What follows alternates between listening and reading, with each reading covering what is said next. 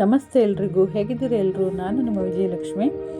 Welcome back to my YouTube channel food for good. ಇವತ್ತಿನ special ಬದನೆಕಾಯಿ ಚಟ್ನಿ.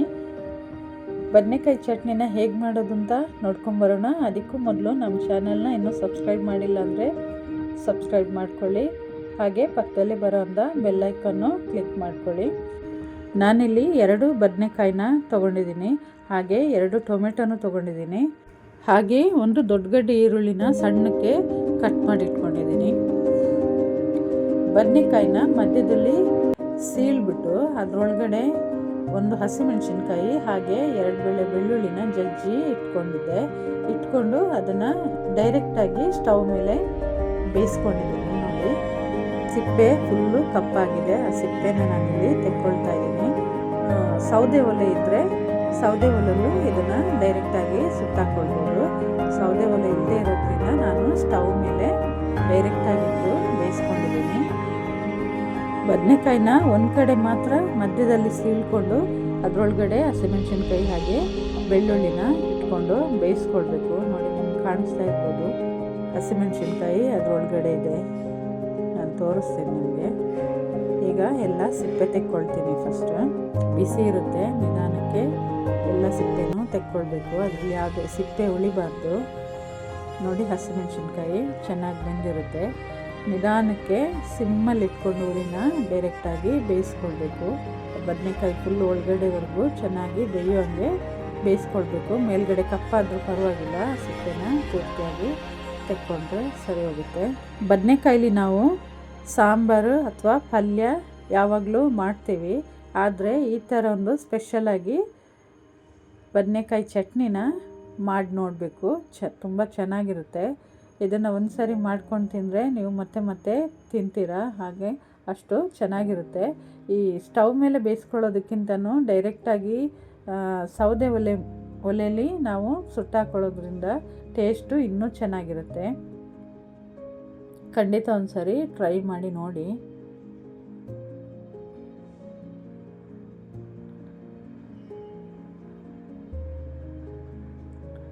ಸಿಪ್ಪೆ ಎಲ್ಲ ಸ್ವಲ್ಪನೂ ಉಳ್ಕೊಳ್ಬಾರ್ದು, ಅದನ್ನು ಕ್ಲೀನಾಗಿ ತೆಕ್ಕೊಳ್ಬೇಕು. ಹಾಗೆ ಟೊಮೆಟೊನೂ ಡೈರೆಕ್ಟಾಗಿ ಸ್ಟವ್ ಮೇಲೆ ಬೇಯಿಸಿಟ್ಕೊಂಡಿದ್ದೆ, ಅದನ್ನು ಸಿಪ್ಪೆ ತೆಕ್ಕೊಳ್ತಾ ಇದ್ದೀನಿ.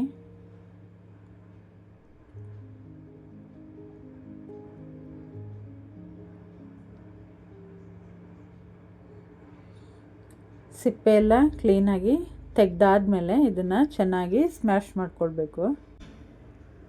ನೋಡಿ, ಈ ಥರ ಎಲ್ಲದನ್ನು ಸ್ಮ್ಯಾಶ್ ಮಾಡ್ಕೊಳ್ತೀನಿ. ನೋಡಿ ಎಷ್ಟು ಚೆನ್ನಾಗಿ ಬೆಂದಿದೆ ಅಂತ. ಬದನೆಕಾಯಿ ಅಷ್ಟು ಚೆನ್ನಾಗಿ ಬೆಂದಿರೋದ್ರಿಂದ ನೀಟಾಗಿ ಸ್ಮ್ಯಾಶ್ ಆಗಿದೆ.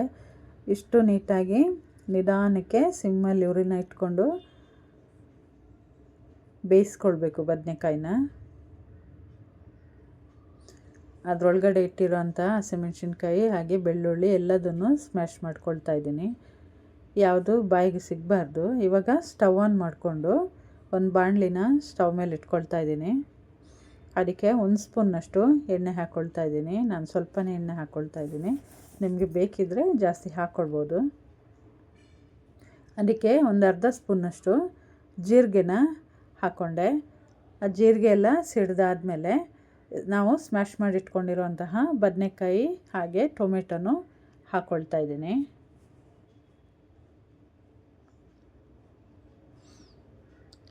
ಹಾಕ್ಕೊಂಡು ಚೆನ್ನಾಗಿ ಇವಾಗ ಒಂದು ಸಾರಿ ಮಿಕ್ಸ್ ಕೊಡ್ತಾ ಇದ್ದೀನಿ. ಉರಿನ ಸಿಮ್ಮಲ್ಲಿ ಇಟ್ಕೊಳ್ಬೇಕು. ಇವಾಗ ಇದಕ್ಕೆ ಒಂದು ಅರ್ಧ ಸ್ಪೂನ್ನಷ್ಟು ಪುಡಿ ಉಪ್ಪನ್ನ ಹಾಕ್ಕೊಳ್ತಾ ಇದ್ದೀನಿ. ಹಾಗೆ 1 ಚಿಟಿಕೆಯಷ್ಟು ಅರಿಶಿಣದ ಪುಡಿನೂ ಹಾಕ್ಕೊಳ್ತಾ ಇದ್ದೀನಿ.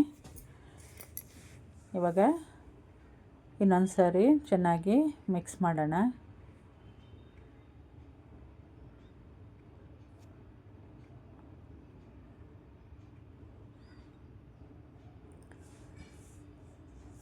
ಒಂದು ಅರ್ಧ ಟೀ ಸ್ಪೂನ್ನಷ್ಟು ಧನಿಯಾ ಪುಡಿನ ಹಾಕ್ಕೊಂಡೆ. ಹಾಗೆ ಒಂದು ಅರ್ಧ ಸ್ಪೂನ್ನಷ್ಟು ಸಾಂಬಾರು ಪುಡಿನೂ ಹಾಕ್ಕೊಳ್ತಾ ಇದ್ದೀನಿ.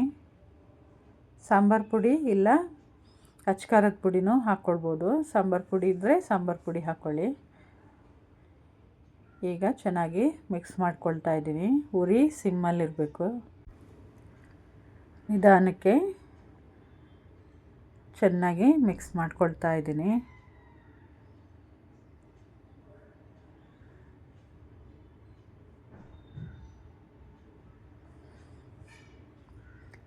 ಇವಾಗ ಸ್ವಲ್ಪ ಕೊತ್ತಂಬರಿ ಸೊಪ್ಪನ್ನ ಕಟ್ ಮಾಡಿ ಹಾಕ್ಕೊಂಡು ಮಿಕ್ಸ್ ಮಾಡ್ಕೊಳ್ತಾ ಇದ್ದೀನಿ.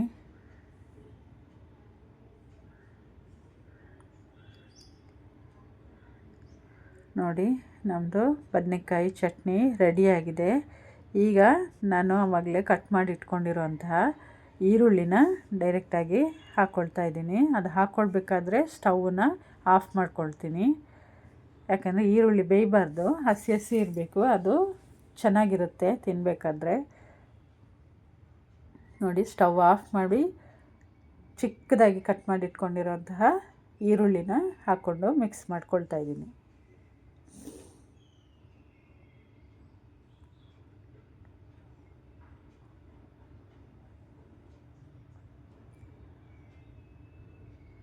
ಈರುಳ್ಳಿ ಎಲ್ಲ ಚೆನ್ನಾಗಿ ಬೆರೆಯೋಂಗೆ ನೀಟಾಗಿ ಮಿಕ್ಸ್ ಮಾಡ್ಕೊಳ್ಳೋಣ.